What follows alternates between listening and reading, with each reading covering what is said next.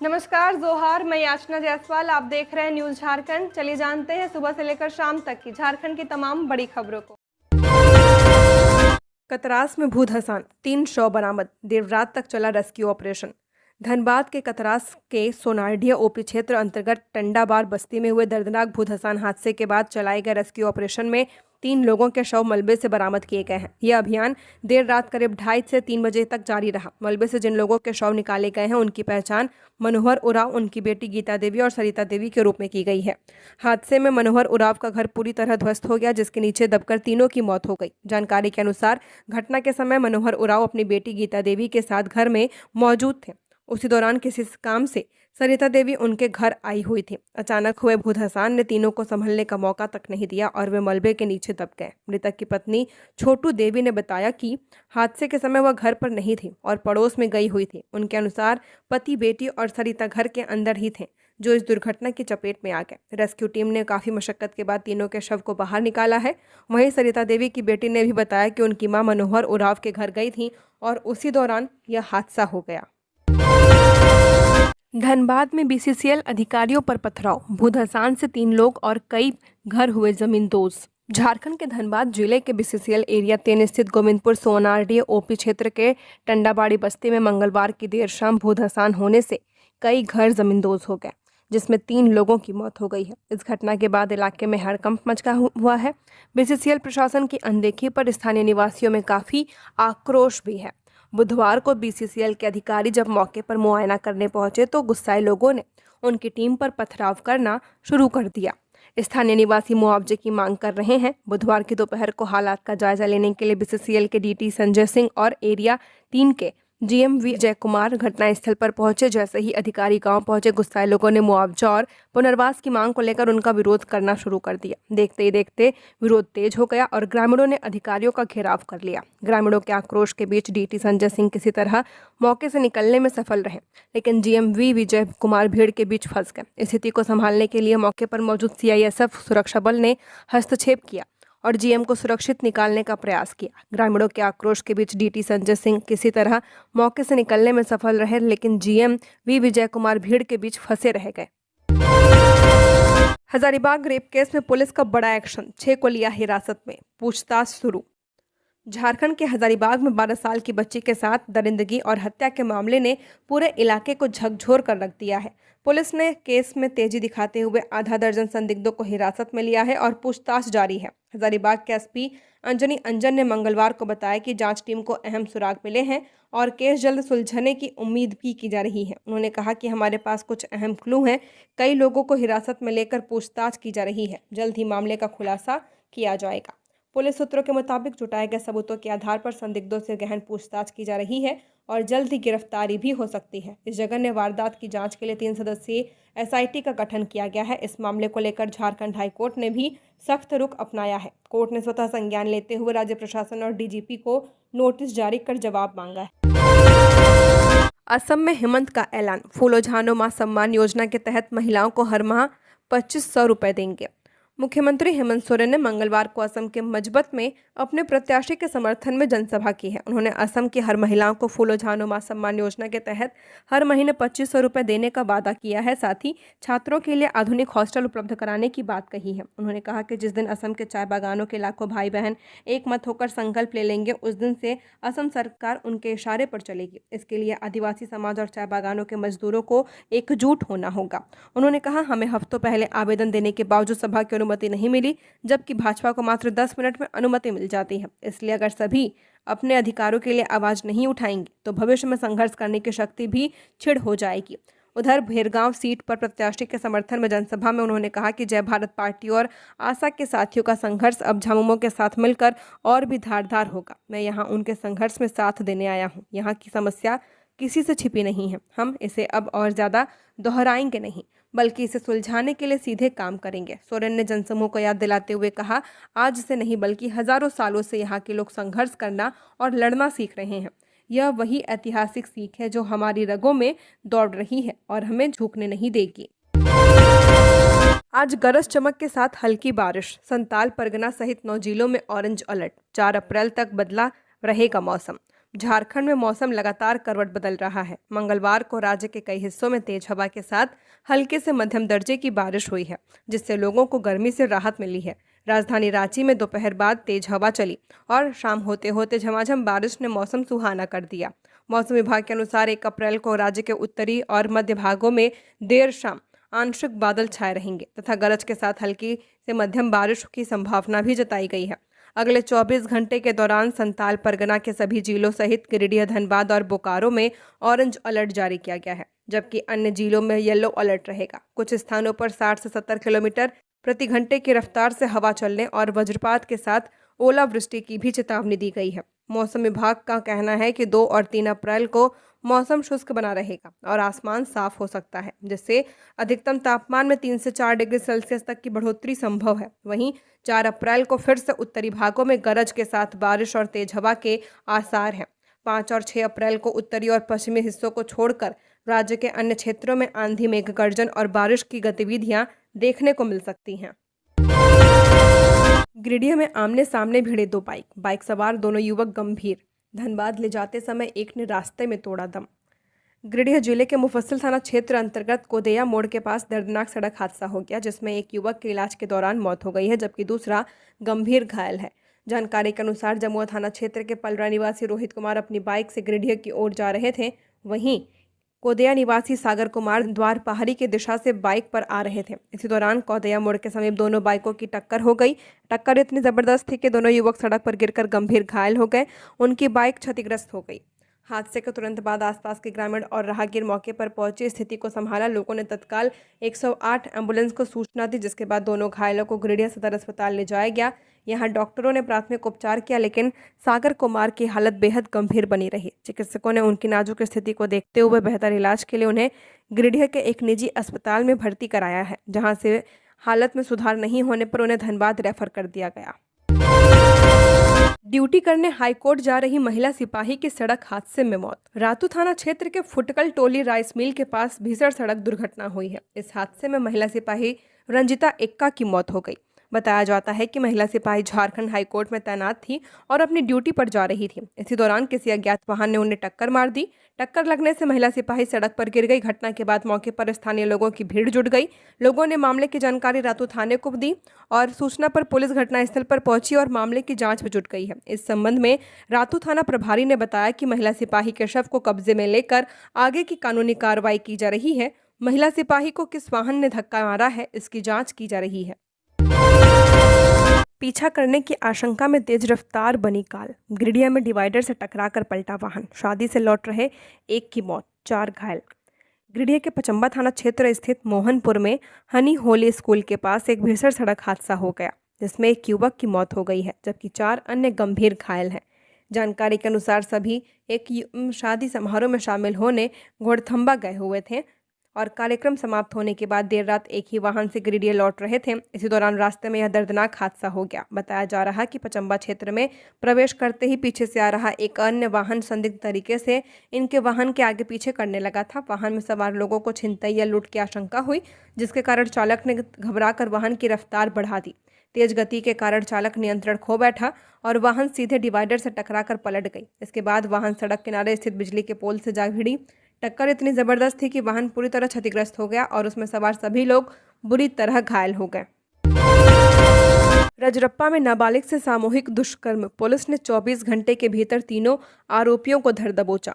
रामगढ़ के रजरप्पा थाना क्षेत्र के एक गांव की नाबालिग युवती के साथ 3 युवकों द्वारा सामूहिक दुष्कर्म करने का मामला सामने आया है। जानकारी के अनुसार 30 मार्च सोमवार शाम को बारलोंग स्थित एक सुनसान जगह पर 3 युवकों ने नाबालिग युवती के साथ दुष्कर्म की घटना को अंजाम दिया। घटना के बाद युवती के परिजनों द्वारा रजरप्पा थाना में आवेदन देकर मामला दर्ज कराया गया है। पुलिस ने त्वरित कार्रवाई करते हुए चीतरपुर बस्ती से तीनों आरोपियों युवकों को गिरफ्तार किया है, जिन्हें पूछताछ के बाद मंगलवार को न्यायिक हिरासत में भेज दिया गया। कांग्रेस झामुमो के रिश्तों में खटास। असम चुनाव से बढ़ी दूरी। कानून व्यवस्था पर भी कांग्रेस सख्त। झारखंड में सत्तारूढ़ गठबंधन के 2 प्रमुख दल भारतीय राष्ट्रीय कांग्रेस और झारखंड मुक्ति मोर्चा के बीच सब कुछ सामान्य नहीं दिख रहा। असम विधानसभा चुनाव 2026 को लेकर सीट बंटवारे में मतभेद सामने आने के बाद दोनों दलों के रिश्तों में खिंचाव स्पष्ट नजर आ रहा है। कांग्रेस के प्रदेश प्रभारी के राजू ने राज्य की बिगड़ी कानून व्यवस्था पर चिंता जताते हुए कहा कि इस मुद्दे पर जल्द ही मुख्यमंत्री हेमंत सोरेन से बातचीत की जाएगी। फिलहाल मुख्यमंत्री असम में चुनावी कार्यक्रम में व्यस्त हैं। ऐसे में माना जा रहा है कि चुनाव के बाद ही यह मुलाकात संभव हो पाएगी। वहीं कांग्रेस सूत्रों की माने तो वह कहते हैं कि असम में कांग्रेस के हार की वजह झामुमो नेता बनेंगे। यह राजनीतिक गलियारे में इन पर जोरों की चर्चा भी चल रही है। जमशेदपुर में 2 युवकों पर चापड़ से ताबड़तोड़ हमला कर मारी गोली। जमशेदपुर के छायानगर में मंगलवार रात 9:30 बजे हुई खूनी रंजिश ने पूरे इलाके को दहला दिया है। घटना में चंडीनगर के 2 युवकों पर धारदार चापड़ से ताबड़तोड़ हमला कर उन्हें हमलावरों ने गोली भी मारी है। इस पूरी घटना को अपराधियों ने सीताराम डेरा थाना क्षेत्र के छायानगर स्थित डब्बा लाइन सामुदायिक भवन के सामने अंजाम दिया है। पुलिस ने घटनास्थल से 2 पिलेट, 2 खोखा, 3 जोड़ी चप्पल और खून से सना कपड़ा बरामद किया है। बताया जा रहा है कि 2 गुटों के बीच वर्चस्व और रामनवमी के दौरान हुए विवाद को लेकर फायरिंग और चापड़बाजी की पूरी घटना घटी है, जिसमें चंडीनगर निवासी नंदू लोहार और उसका दोस्त सन्नी पुष्टि उर्फ जगन्नाथ पुष्टि गंभीर घायल है। सन्नी को एक आंख में गोली लगी, साथ ही सिर और हाथ में चापड़ से गहरे जख्म है। नंदू के सिर, हाथ और छाती पर भी चापड़ से बुरी तरह हमला किया गया। घटना के बाद दोनों घायलों को इलाज के लिए TMH में भर्ती कराया गया है, जहां सन्नी की स्थिति गंभीर है। हमले का आरोप शुरू भुइयां के बेटों पाल भुइयां, संजय भुइयां, आजाद भुइयां, दीपाली के बेटे करण और टकलू लोहार के बेटे समेत अन्य पर लगाया गया है। पुलिस ने इस मामले में 3 लोगों को हिरासत में ले लिया है। घटना के बाद इलाके में तनाव को देखते हुए भारी पुलिस बल तैनात कर दिया गया है। झारखंड की जेलों में रिक्त पदों को लेकर हाईकोर्ट सख्त, 6 महीने में भरने का निर्देश। हाईकोर्ट ने राज्य की जेलों में रिक्त पदों को अब तक नहीं भरे जाने पर राज्य सरकार और झारखंड स्टाफ सिलेक्शन कमेटी पर कड़ी नाराजगी जताई है। जेलों में रिक्त पदों को 6 महीने में भरने का निर्देश दिया गया है। कोर्ट ने मामले में गृह सचिव और JSSC सचिव को रिक्त पदों को भरने को लेकर 1 मई तक शपथ पत्र के माध्यम से स्टेटस रिपोर्ट दाखिल करने को कहा है। अगर गृह सचिव और JSSC सचिव का स्टेटस रिपोर्ट संतोषजनक पाया नहीं जाता है तो 7 मई को कोर्ट इनके मामले में अवमानना की कार्रवाई पर भी विचार कर सकती है। अगली सुनवाई 7 मई को की जाएगी। मामले की सुनवाई करते हुए हाईकोर्ट के चीफ जस्टिस MS सोनक और न्यायमूर्ति राजेश शंकर की खंडपीठ ने मौखिक कहा कि सरकार और JSSC की ओर से राज्य के जेलों के रिक्त पदों को भरने के संबंध में वास्तविक जानकारी कोर्ट को नहीं दी जा रही। केवल रिक्त पदों को भरने के नाम पर समय लिया जाता है। आश्वासन देकर जेल में नियुक्ति प्रक्रिया को टालने का प्रयास किया जा रहा है, जो अनुचित है। झारखंड में VIP, VVIP के अंगरक्षकों की होगी समीक्षा, बड़े बदलाव की तैयारी। राज्य में कई जिलों के कई विशिष्ट, अति विशिष्ट या अन्य व्यक्तियों को उपलब्ध कराए गए अंगरक्षकों के मामले की राज्य पुलिस मुख्यालय समीक्षा करेगा। अंगरक्षकों की संख्या घटाने या बढ़ाने के अलावा उन्हें बदलने तक विचार किया जा सकता है। इसे लेकर मुख्यालय ने सभी SSP, SP से पत्राचार किया और उपलब्ध कराए गए अंगरक्षकों का ब्यौरा उपलब्ध कराने को कहा है। सभी SSP, SP से कहा गया कि वे एक फॉर्मेट में सभी विवरणी भरकर पुलिस मुख्यालय को अवगत कराए, जैसे विशिष्ट, अति विशिष्ट या अन्य व्यक्ति का नाम, उन्हें कितने अंगरक्षक मिले हैं, ये अंगरक्षक कब से उनके पास तैनात हैं, उस अंगरक्षक के पास कौन कौन से हथियार हैं और उन्हें अंगरक्षक देने के लिए प्रतिनियुक्ति आदेश में क्या वर्णित है। हजारीबाग में रामनवमी पर शख्स को मार डाला था, अब पुलिस ने लिया एक्शन, 3 गिरफ्तार।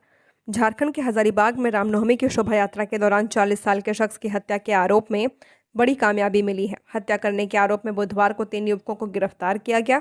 यह घटना 27 और 28 मार्च के दरमियान रात को पेलावल चौकी के अंतर्गत आने वाले गडोखर गांव में हुई है। उस समय हुई जब गडोखर शिव मंदिर से एक शोभा यात्रा निकाली जा रही थी। अब पुलिस ने एक्शन लेकर 3 लोगों को गिरफ्तार कर लिया है। इस मामले में मृतक की पहचान रामकुमार साहू उर्फ रामा साव के रूप में की गई है, जो स्थानीय मुखिया का भाई था। हजारीबाग के सहायक पुलिस अधीक्षक अमित आनंद ने बताया कि रामकुमार साहू ने आरोपियों को डीजे से उतरने के लिए कहा था, जिसके बाद कहासुनी हुई और उन्होंने पारंपरिक धारदार हथियार भुजाली से उस पर हमला कर दिया था। इस हमले में एक शख्स की मौत हो गई थी। एदलहातू में बनेगा रांची नगर निगम का पहला इंडोर स्टेडियम, खिलाड़ियों के साथ आम लोगों को भी मिलेगी एंट्री। सिर्फ राजधानी रांची की साफ सफाई ही नहीं, खेल ढांचे को मजबूत करने के लिए रांची नगर निगम पहली बार इंडोर स्टेडियम बनाने जा रही है। वार्ड 3 एदलहातू मोहराबादी में बनने वाले इस अत्याधुनिक इंडोर के निर्माण पर निगम करीब 5 करोड़ रुपए खर्च करेगा।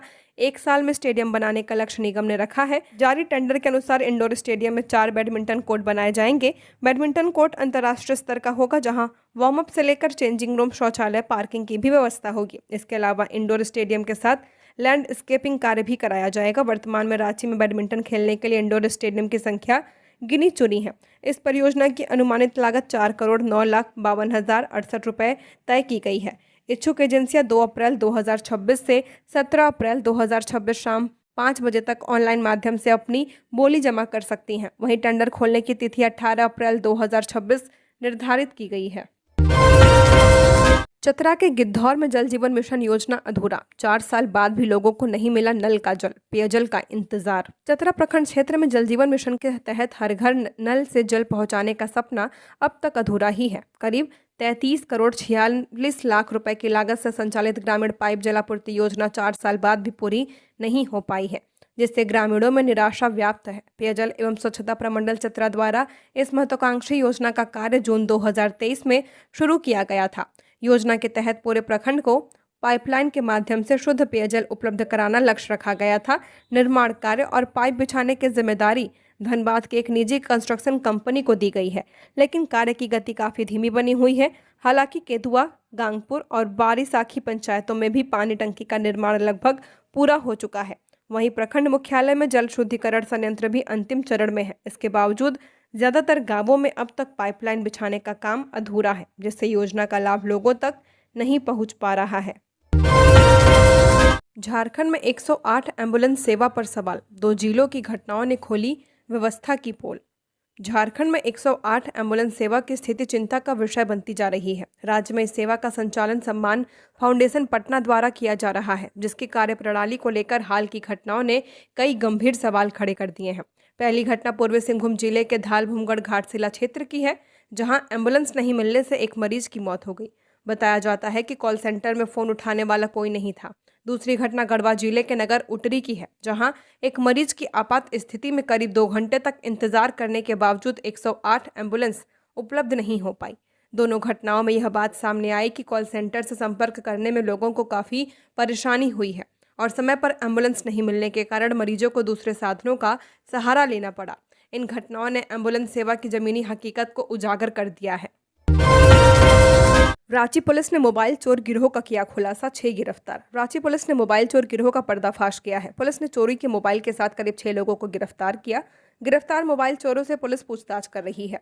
गौरतलब है कि हाल के दिनों में रांची के अलग अलग थाना क्षेत्रों से मोबाइल चोरी और छिनतई की वारदात को अंजाम दिया गया था। मामले की जांच के लिए टीम का गठन किया गया।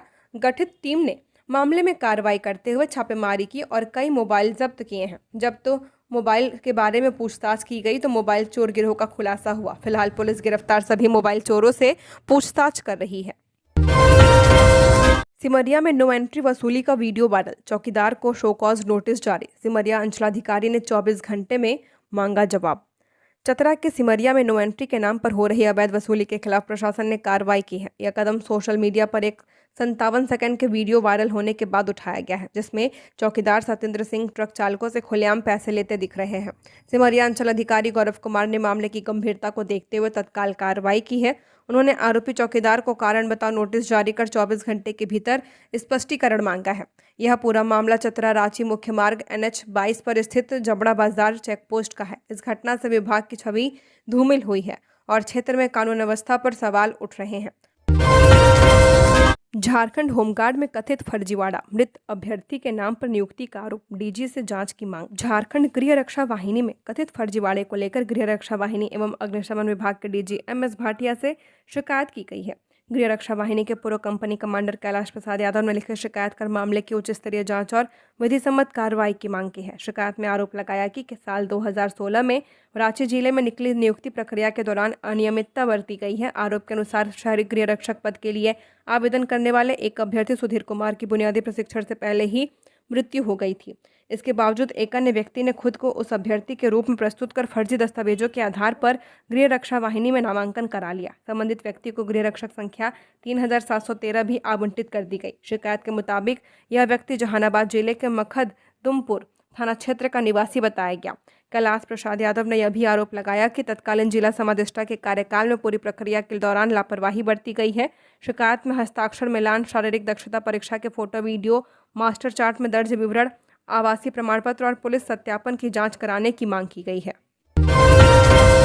चिरेका ने रचा इतिहास। वित्तीय वर्ष 2025-26 में रिकॉर्ड 800 रेल इंजनों का उत्पादन। देश की प्रमुख रेल इंजन निर्माता इकाई चित्तरंजन रेल इंजन कारखाना ने एक बार फिर इतिहास के पन्नों में अपना नाम स्वर्णिम अक्षरों में दर्ज करा लिया है। संस्थान ने वित्तीय वर्ष 2025-26 में रिकॉर्ड 800 इलेक्ट्रिक लोकोमोटिव का उत्पादन कर दुनिया के सबसे बड़े लोकोमोटिव निर्माता के रूप में अपनी स्थिति को और मजबूत कर लिया है। इस कुल उत्पादन में चिरेका की चित्तरंजन इकाई ने 600 और डानकोनी लोको वर्कर्स ने 200 इंजनों का योगदान दिया है। डानकोनी इकाई के लिए यह आंकड़ा उसकी स्थापना के बाद से किसी भी वित्तीय वर्ष का सर्वश्रेष्ठ प्रदर्शन है। गौरतलब है कि पिछले वित्तीय वर्ष 2024-25 में सीएलडब्ल्यू ने कुल 700 इंजनों का उत्पादन किया था। बहरागोड़ा में ट्रक के टक्कर से ऑटो चालक की मौत, 4 घायल। बरसोल थाना क्षेत्र के अंतर्गत राष्ट्रीय राजमार्ग 49 पर खंडा मौदा चौक के समीप बुधवार को एक दर्दनाक सड़क हादसा हुआ है, जहां एक तेज रफ्तार अज्ञात ट्रक ने टेम्पो को पीछे से टक्कर मार दी है। इस हादसे में टेम्पो चालक की मौके पर मौत हो गई, जबकि टेम्पो में सवार एक ही परिवार के 3 सदस्यों सहित कुल 4 लोग गंभीर घायल हो गए हैं। मिली जानकारी के अनुसार खंडा मौदा गांव निवासी प्रदीप बेरा अपनी पत्नी सविता बेरा, पुत्र शुभम बेरा और गांव के ही मनोरंजन सीट के साथ टेम्पो से पश्चिम बंगाल के गोपी बल्लभपुर स्थित सुपर स्पेशलिटी अस्पताल में डॉक्टर को दिखाने जा रहे थे।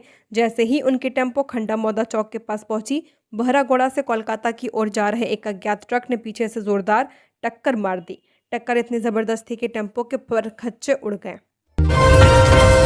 खलारी थाना क्षेत्र के जिहली टाड़ के लापता जौहर अंसारी का शव सोनाडुब्बी नदी से बरामद, पुलिस जांच में जुटी। खलारी थाना क्षेत्र के जिहली टाड़ निवासी जौहर अंसारी उर्फ जॉन लगभग 45 साल का शव आज बुधवार सुबह सोनाडुब्बी नदी से बरामद किया गया। मृतक बीते 30 मार्च की सुबह से लापता थे, जिसके बाद परिजनों ने खलारी थाना में गुमशुदगी के लिखित शिकायत दर्ज कराई थी। ग्रामीणों के अनुसार जौहर अंसारी 30 मार्च की सुबह से करीब 9:30 बजे लाल रंग की टी शर्ट और काले रंग की हाफ पैंट पहनकर घर से निकले थे, जिसके बाद से उनका कोई पता नहीं चल रहा था। परिजनों और ग्रामीणों ने काफ़ी खोजबीन की, लेकिन उनका कहीं पता नहीं चला। बुधवार 1 अप्रैल की सुबह करीब 7 बजे घर के उत्तर दिशा में बह रही सोनाडुब्बी नदी में उनका शव दिखाई दिया। इसकी सूचना मिलते ही खलारी थाना पुलिस मौके पर पहुंची और शव को नदी से बाहर निकलवाया गया। हाईवा और ट्रक में आमने सामने की टक्कर, हाईवा के कैबिन में फंसे ड्राइवर की मौत, दूसरा गंभीर। कांदरबेड़ा डोबो मार्ग पर हादसा। सरायकेला खरसावां जिले के कपाली ओपी क्षेत्र अंतर्गत कांदरबेड़ा डोबो मार्ग पर बुधवार को एक सड़क हादसा हो गया। इस दुर्घटना में हाईवा चालक रोशन सिंह की मौके पर मौत हो गई है। मृतक जमशेदपुर के सिद्धगोड़ा थाना क्षेत्र के सुखिया बस्ती का निवासी था। पुलिस के अनुसार रोशन सिंह हाईवा लेकर जमशेदपुर से चांडिल की ओर जा रहा था। इसी दौरान सामने से आ रहे एक ट्रक से उसकी जोरदार टक्कर हो गई। टक्कर इतनी जबरदस्त थी कि रोशन सिंह हाईवा के कैबिन में ही फंसा रह गया। सूचना मिलने पर पुलिस मौके पर पहुंची। स्थानीय लोगों की मदद से कैबिन में फंसे चालक को बाहर निकाला गया, लेकिन तब तक उसकी मौत हो चुकी थी। वहीं ट्रक चालक अमित यादव गंभीर रूप से घायल हो गया है, जिसे इलाज के लिए एमजीएम अस्पताल भेजा गया। पुलिस केस दर्ज कर जांच शुरू कर चुकी है। विधायक सोनाराम सिंकू की पहल, जगन्नाथपुर के छात्राओं का जमशेदपुर एजुकेशनल टूर। झारखंड के पश्चिमी सिंहभूम जिले के जगन्नाथपुर प्रखंड के लोकप्रिय विधायक सोनाराम सिंकू के सौजन्य से पीएम श्री कस्तूरबा गांधी बालिका विद्यालय की छात्राओं के लिए बुधवार यानी कि 1 अप्रैल को एक विशेष शैक्षणिक भ्रमण का आयोजन करवाया गया। छात्राओं को शैक्षणिक भ्रमण के लिए जमशेदपुर रवाना किया गया, जिससे उनके ज्ञान और अनुभव के दायरे को नई दिशा में लेके विद्यालय परिसर में आयोजित कार्यक्रम उत्साह और प्रेरणा से भरपूर रहा। विधायक सोनाराम सिंकू ने हरी झंडी दिखाकर छात्राओं से भरी बस को रवाना किया था और उन्हें आत्मविश्वास के साथ आगे बढ़ने का संदेश दिया। अपने संबोधन में उन्होंने कहा कि शैक्षणिक भ्रमण विद्यार्थियों के जीवन में नई सोच और दृष्टिकोण विकसित करता है। यह उन्हें किताबों से बाहर निकालकर वास्तविक दुनिया को समझने का अवसर भी देता है, जो उनके सर्वांगीण विकास के लिए अत्यंत महत्वपूर्ण है। पलामू में हथियार के साथ 5 अपराधी गिरफ्तार। पलामू पुलिस ने हथियार के साथ 5 अपराधियों को गिरफ्तार किया है। हालांकि अभी तक पुलिस ने गिरफ्तारी की आधिकारिक पुष्टि नहीं की है। पुलिस के सूत्र के मुताबिक गिरफ्तार 5 अपराधियों के पास से हथियार बरामद किए गए हैं। बताया जाता है कि सभी किसी बड़ी आपराधिक घटना को अंजाम देने की तैयारी में थे।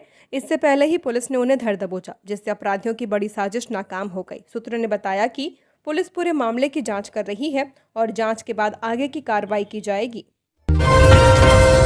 चतरा एसपी हाईकोर्ट में हुए हाजिर, कोर्ट को सौंपी इंक्वायरी रिपोर्ट। बंदी प्रत्यक्षीकरण हेवियस कॉर्पस से संबंधित एक याचिका पर सुनवाई के दौरान चतरा एसपी सुमित अग्रवाल हाईकोर्ट में मंगलवार को हाजिर हुए। उन्होंने कोर्ट के आदेश के आलोक में याचिकाकर्ता अख्तरी खातून, मोहम्मद गुलाम, अब्दुल हकीम सहित अन्य लोगों के दर्ज बयान के आधार पर इंक्वायरी रिपोर्ट पेश की है। कोर्ट ने इंक्वायरी रिपोर्ट के आधार पर क्या कार्रवाई की गई, इसकी विस्तृत रिपोर्ट सरकार से मांगी है। मामले में सरकार की ओर से महाधिवक्ता राजीव रंजन ने पक्ष रखा। कोर्ट ने अगली सुनवाई में चतरा एसपी की कोर्ट में सशरीर उपस्थिति से छूट प्रदान कर दी है। हाई कोर्ट के न्यायमूर्ति सुजीत नारायण प्रसाद की खंडपीठ ने मामले की सुनवाई की। कोर्ट के पिछले आदेश के आलोक में अब्दुल हकीम भी आज हाजिर हुए थे।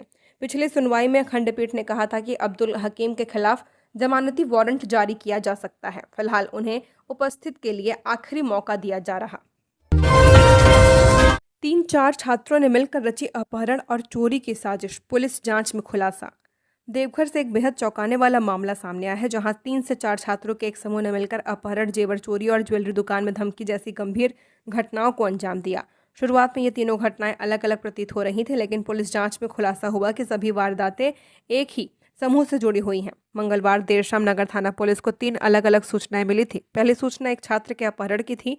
इस सूचना के बाद पुलिस तुरंत सक्रिय हो गई। इसके बाद दूसरी सूचना मिली कि एक छात्र अपने दोस्तों के साथ मिलकर घर से जेवर और नकदी चोरी कर रहा है। वहीं तीसरी सूचना हदिया पुल क्षेत्र की एक आभूषण दुकान से जुड़ी थी, जहां कुछ लड़कों द्वारा दुकानदार को धमकाने की बात सामने आई। शुरुआती तौर पर ये तीनों घटनाएं अलग अलग लग रही थीं, लेकिन जांच में यह स्पष्ट हुआ कि यह एक ही समूह का कारनामा निकला। पुलिस जांच में यह सामने आया कि छात्रों का यह समूह मिलकर पूरे घटनाक्रम को अंजाम दे रहा था। ये छात्र अपने घरों से धीरे धीरे जेवरात और नकदी चुरा रहे थे और फिर उसी सामान को बाजार में बेचने की कोशिश कर रहे थे। इतना ही नहीं, ज्वेलरी दुकानदारों पर दबाव और धमकी देकर सामान बेचने का प्रयास भी किया गया। झारखंड की और खबरों के लिए बने रहिए हमारे साथ। हमारे चैनल न्यूज़ झारखंड पर चैनल को सब्सक्राइब करें, साथ बेल आइकन को प्रेस करें। नमस्कार।